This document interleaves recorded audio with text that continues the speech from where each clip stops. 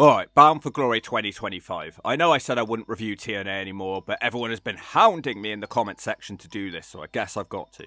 Before this pay-per-view, Mickie James and the beautiful people were inducted into the TNA Hall of Fame. Well deserved, and it was cool seeing all of them again.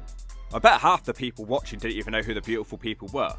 And I bet the other half of you watching would still pay for a bag of Velvet Sky's farts. To be fair, she's aging quite well. It must be all those Botox injections. I don't think Madison Rayne was mentioned the entire thing.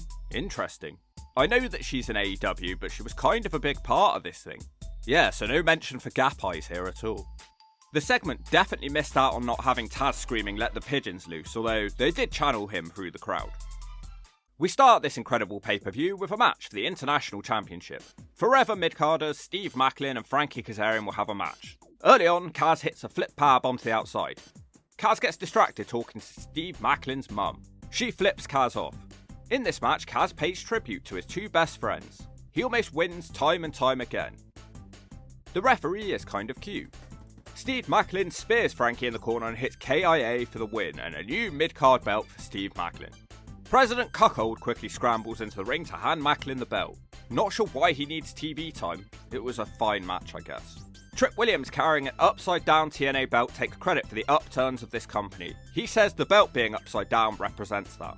A video package about Tessa Blanchard's chin is up next. Her chin beat up an announcer a few months ago, and now they will have a match to settle it. I still love Tessa Blanchard's music. I have to admit, I probably listen to it at least once a day in the gym.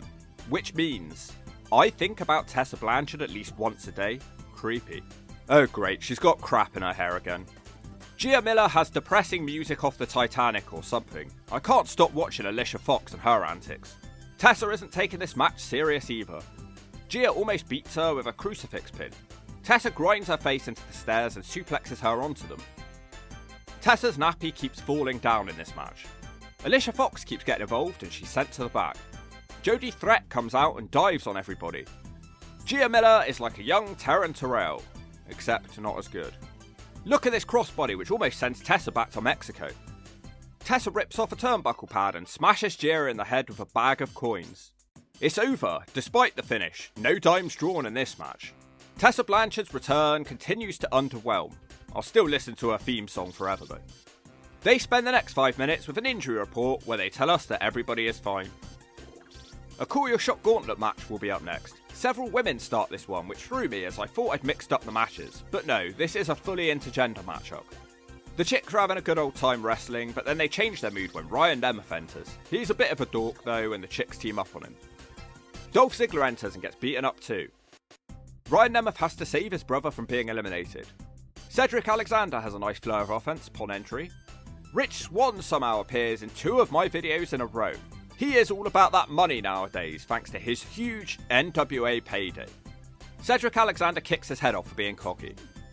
AJ Francis throws down Li Ying Li to loud boos, and then he chucks both the chicks out for the first 2 eliminations of the match. Francis turns on his own partner with a chokeslam, pretty dumb. Rich Swann flaps away back to the NWA. 2 dorks do a coin flip to see who's going in this match. Then a skinny YouTuber enters the match. He almost regrets that, but avoids an AJ Francis chokeslam and he hits a cutter. Dolph super kicks his subscribers away. For some reason, the 3 little rascals all enter this match at the same time, because somebody fucking hates me. The YouTuber looks like he should join them. He does briefly as they all eliminate AJ Francis together. Look at these 4 fucks. Dani Luna's also in this one. She has changed her look a bit since I last saw her. She does alright until Miles Bourne Jr. kicks her down. What on earth is going on with Eric Young's gimmick nowadays? Somebody please tell me, why is he wearing a bin bag and entering to depressing music? Is he doing a homeless gimmick? What is this? For somebody who has been in your company for so long, he should not be this broke. He fights with his former student and eliminates him with a pile driver. When is Jake going to do something in TNA? You just want to root for this guy, but it has been years now. Did TNA back the wrong muscle man? He hits a stereo powerbomb with Dani Luna. Eric Young eliminates the YouTuber. Rosemary still exists. I actually had a really weird dream about Rosemary last night where somebody kept asking me how tall she was. The Hawk has some weird dreams. Eric Young seems to be a menace in this match. At least Cody Deaner is getting a reaction with his new gimmick. Wow, and he eliminates Jake something too after he gets misted by Rosemary. Little Guido accompanies a man called Zach Clayton to the ring. They are the new FBI or something. Danny Luna eliminates Roseberry, and then Dina eliminates Luna. Well, that's my pick to win this match, Gom. I wish they'd let Luna do a bit more first. Jody Threat enters like a pit bull on crack, and then comically and randomly she gets smacked out by Kaz. He is forcefully taking her spot in the match. Santino Marella also enters the match, and he gives Frankie the Cobra. Dolph Ziggler gets rid of Santino straight away, possibly breaking Santino's Royal Rumble elimination record. Matt Cardona gets one of the loudest pops of the night. He eliminates the new FBI guy and Little Guido, who isn't even in this match. Finally, the Nemeths eliminate the Little Rascals. A bunch of homeless people then accompany Mance Warner to the ring. Cody Deaner almost eliminates EY, but he's too stupid and he runs into a kick in the slash zone. It's alright because Cardona eliminates Young straight after. Randomly, he eliminates Mance Warner too. That is a really strange choice considering Cardona isn't signed and you just had Warner have a huge elaborate entrance. Okay, it wasn't that huge and elaborate, it was homeless crackheads, but you had him do nothing in there, what was the point? The entrance made him feel like he was a big deal in this match because he was the only one to have an entrance like that. Cardona is now stuck fighting the Nemeth brothers. Dolph eventually kicks his own brother out by mistake. Mance Warner returns and drags Cardona out, he's still pointless though. Kaz scrambles back into the ring. He was never eliminated by Santino's Cobra earlier on. The ref is bumped straight away. They quickly do a superplex spot where both men's shoulders are down and the match has been declared a draw. The crowd loudly boo. They will now both win a Money in the Bank briefcase. Something like that anyway. Santino announces the two winners as the crowd dump in their nappies of anger. They chant bullshit. This is a lovely TNA moment. I love how Kaz and Dolph stay stuck to the trophy the entire time. Well, that's the first hour and 15 minutes of the show watched. Not very good, I'm afraid, TNA. It continues going badly as the Knockouts title will be on the line next. Unfortunately, the TNA Knockouts division isn't at its strongest right now. I think they were expecting a bit more from Indy Fartwell. The champion is NXT's Kalani Jordan. It doesn't feel like a TNA Knockouts match, and that is the problem. TNA still needs to do some rebuilding work with this division. This match isn't exactly bad, but they're clearly trying. The crowd just don't buy into it. They're practically in silence except the odd chant of boring. Potentially they were a bit nervous here because the match goes on a bit sloppy. It also goes on for way too long. Jordan wins with a split-legged moonsault. Both these girls need to find a personality or they'll wind up following Cora Jade sooner rather than later. I'd actually go out on a limb and say the NWA Women's Division is better than the TNA one right now. Masha and Ash both leaving TNA has left them scrambling. Kaz and the Nemeth boys argue about the Money in the Bank briefcase. They both tease cash-ins later tonight. Now it'll be a faction warfare gauntlet match. Jason Botch represents Order 4. He now has turkey teeth and a coat that's way too big for him. The Slapnut system is appropriately started with the leader of the Slapnuts, Eddie Slapnut Edwards. Jason Botch is destroyed by Slapnut Edwards. He leaves him looking like he's about to take Kenny the Cane. This sucks so badly, I don't want to watch these two jobbers. Another jobber appears. This is John Skylark. I keep seeing people on Reddit say that these two are the future of TNA. So funny. It's why Reddit people are clueless. They resonate with people who look like them. They hate people who don't look like them. If these two are the future of any company, then I'm just not the damn hawk. And I know people like Jason Hotch. I know I'm probably being a bit too harsh on him, but he is never going to be a star, that's for damn sure. Fandango enters and takes them both out. The Slapnut system take over the match with some Slapnut related offense. Tasha Steelz is also part of this match. There's lots of intergender stuff happening tonight. Miss Pierce, Alicia Edwards evens up the odds. I'm finding it hard to root for either of these teams, they both seem like heels. I actually despise wrestlers on both sides of this war. Order 4 have a new member called Special Agent Zero. Well, he certainly looks the part. At 44 years old, it's good to see that so many wrestlers are now being able to have a late career rebirth. Order 4 are dumbasses, and Brian Myers pretty much takes them all out on his own because they're gorming out. Fortunately, Special Agent Zero is the difference maker again. Myers eats a choke bomb into a trash can. Miss Piss sprays piss in her thong as she is surrounded, and Mustafa Ali walks out of a sledgehammer. Yes, crush her skull, Ali. Get her. Get her! Unfortunately, he doesn't do anything. Instead, he beats up Slapnut Edwards in front of his wife. It's okay, because the systems still have Big Moose coming for them. He bat body drops jobbers on the ramp like they're nothing, and that's exactly what they are. He powerbombs Ali on the ring apron. The two big guys are all that's left standing. Moose drop kicks the chair into Special Agent Zero. He's fine, and Agent Zero moves on to dive on everybody else out of the ring.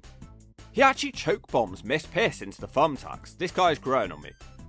He manages to survive a kendo stick assault, but he can't resist the spear from Moose. Moose then hits another spear wrapped in a chain. Mustafa Ali tips more tacks on top of Miss Piss and tries a 450 but misses that. Slapnut Edwards wins the match with a barbed wire Boston knee party. Pretty good match. The women actually contribute a fair bit, because that's how they built this match up. The winning faction will control TNA. The X Division title will be on the line with the youngest X Division title match of all time, two 21-year-olds. Javon Evans challenges for Leon Slater's belt. Javon Evans is massively cheered over Leon Slater, who almost gets silenced during his entrance. It is pretty much a game of one-upmanship as both these young kiddies try to show who is more athletic. Despite watching this match, I'm still not sure what the answer to that is. It is just a complete spot fest with zero selling and insane gymnastics. The crowd love it though, and it's almost the most awake they've sounded all night at this point. If you enjoy cutters, this is the match for you. Slater kicks out of two cutters, so that's Javon Evans finished dead. They fall to the outside and start flying around ringside. Slater flies again as the ring bell sounds. The 20-minute time limit has expired. The crowd loudly dumping their nappies of anger. Santana Marella asks the crowd if they want 5 more minutes, and he obliges them. Evans quickly hits a kick, which isn't enough. He tries another cutter, which is turned into a roll-up for a 2. Slater hits a spinning powerbomb, and then he dives out of the ring over the turnbuckles. Evans brings Slater back into the ring with a Spanish fly. Then the lights go out. Some people from NXT are interfering in the match. Dork State. They assault both the young men. The match just ends without a winner. Well, it was fun while it lasted, I guess. Perhaps they didn't want either man to lose here. Chris Bay comes out to boast that almost 8,000 fans are in attendance tonight. Now for the Legends match, a match with both the TNA tag titles and the NXT tag titles on the line. It'll be a tables match pitting Team 3D against the Hardy Boys. Devon Dudley hasn't wrestled in a long time, so I was interested to see how this would go down. Spike Dudley also turns up here with a bit more of his ECW personality, but in hindsight, Spike showing up was pointless. He didn't have any bearing on this match. The Dudley Boys intro is horrendous. The ring announcer is so grating, she sounds like an Alsatian choking on crack. Almost straight away, the Dudleys hit the 3D on Matt Hardy. Devon Dudley looks exhausted after that. Jeff Hardy misses Whisper in the Wind, and Brother Ray looks like a monk. They hit Jeff Hardy with the What's Up. Jeff is then put through a table with the 3D, and he is already eliminated from the match. Matt Hardy comes back with steel chair shots to the gut. Matt then smashes Devon with a twist of fate on the outside, but he misses his diving elbow off the ring apron. Bully also crashes into a corner table, but it doesn't break. Matt Hardy is now rapid compared to the Dudley Boys. Jeff Hardy continues to be part of this match despite being eliminated. He hits the Swanton Bomb off the top of the ladder to Devon through a table. Devon is eliminated. Why is Jeff still allowed to be part of this match and actually eliminate somebody? It doesn't make any sense. If you really had to do this, couldn't they have had Matt eliminated first? I know they've always done this kind of thing with table matches, but for some reason this really grinded on me this time. Bubba makes a comeback and almost powerbombs Jeff Hardy through the table. He's already been eliminated for fuck's sake. It doesn't happen anyway, and Bully gets a twist of fate. And another. Jeff gives Bully a Swanton Bomb now. Bubba has a stare down with the Hardy Boys whilst they're holding their chairs. They decide to put the chairs down, and they instead just do a rock bottom through the table instead. That's the match. It kind of sucked, and it didn't make any sense, but the nostalgia was fun. I'd say it did belong on pay-per-view, but maybe not this late into the show. In my opinion, the Hardys cheated, and the Dudleys won, really. How can Jeff eliminate Devon when he was already eliminated? It made no sense. They all hug and grab each other's asses. Thanks for everything, Dudley Boys. They give their boots to the Hardys. Can you imagine the stench? I hope that isn't how TNA paid the Hardys for the night. Just the main event to go. Mike Santana challenges for the belt belonging to NXT's Trick Williams. Trick does his own intro with Santana interrupting him with a kick. The bell hasn't rung, but Santana won't stop ringing Trick's bell around ringside. Santana spends time with Sideshow Bob. He turns around into a title belt smack. Trick gets him in the ring and scores multiple 2 counts. Santana is screwed because Trick won't stop spamming moves on him. Santana tries to respond with slaps, but that doesn't work for him. Trick double legs him on the outside and catapults him into the ring pole. Trick misses a shot with the steps, allowing Santana to dive off them, but seconds later he's dropped on the steps. Back in the ring and Trick is doing well, but Santana is able to slam him into the turnbuckles for a 2. Santana just can't string more than 2 moves together though, and Trick hits him with a blockbuster. Eventually Santana does string some more of his signature moves together, but it's still not enough to win the match. Trick gets slapped by Mike Santana's mum, and then Santana hits a flip dive. Back in the ring, and Santana manages to hit the 450 to dueling chance, but just a 2 count. Trick then ends up hitting 2 standing Uranagis and another one off the top rope. Not sure how that doesn't end the match. Spin the block doesn't get the JOB done either. Santana spends time distracted by Trick's lawyer, and that almost costs him the match, but I said almost. It turns into a reversal fest now, with Santana eventually hitting spin the block for the 3. Kind of a sudden ending, but I'm very happy with Mike Santana. He feels like a TNA guy and somebody that they can build the company around. Can't say he hasn't earned that. It goes dark and Dolph Ziggler is about to cash in his case, but it goes dark again and Elijah gets rid of him. Now Kaz is in the ring cashing in. Santana clotheslines him, and I guess Kaz ain't cashing in no more. Kinda wish they hadn't bothered those shenanigans because it took the shine off the celebrations. Apart from that, I enjoyed the match. Mike deserves it, and hopefully he can have a nice little run with the belt. People say he should have won the belt in Texas, but at least he has it now. And that's the show. It really wasn't that good. I'd call it below average.